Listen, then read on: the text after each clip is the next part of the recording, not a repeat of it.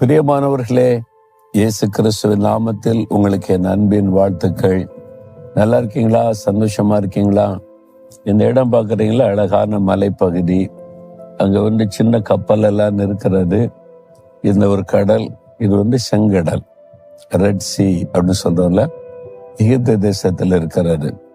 செங்கடலுடன் ஞாபகம் வருதா? மோசே இஸ்ரவேல் ஜனங்களை நடத்தி கொண்டு வந்த போது இந்த கடலை தான் ஆண்டவர் பிளந்து இதுக்கு நடுவாக நடத்தினார்ல. இப்ப ஆண்டவர் உங்களுக்கு ஒரு வாக்கு கொடுக்கிறார். என்ன வாக்கு தெரியுமா? மீகா 7ஆம் அதிகாரம் 15ஆம் வசனம். நீ எகிப்து தேசத்திலிருந்து புறப்பட்ட நாளில் நடந்ததை போலவே உன்னை அதிசயங்களை காண பண்ணுவேன்.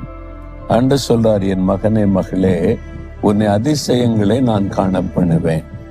அதிசயம் அப்படின்னு என்னது?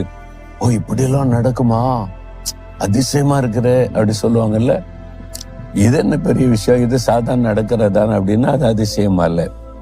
இப்படியெல்லாம் நடக்குமா அப்படின்னு கேட்பாங்கல்ல. உங்க வாழ்க்கையில் அது நடக்க போகிறாரு.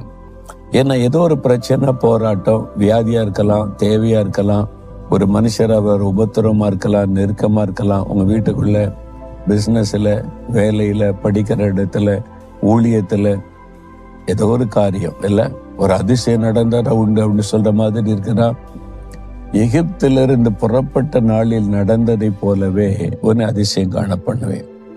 எகிப்தில் இந்த இஸ்ரவேல் ஜனங்கள் நடந்த போது என்ன அதிசயம் நடந்தது?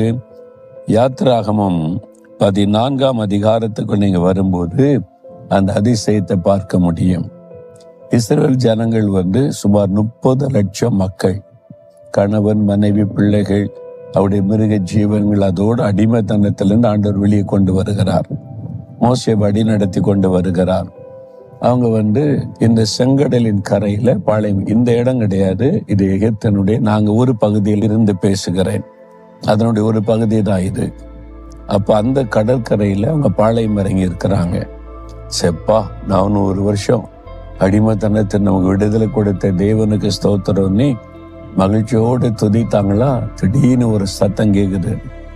என்ன சத்தம் நீ பார்த்தா? ரதங்களின் இரைச்சல். தூரத்துல பார்த்தா பார்வோனுடைய சேனை, எகிப்தினுடைய ராஜா.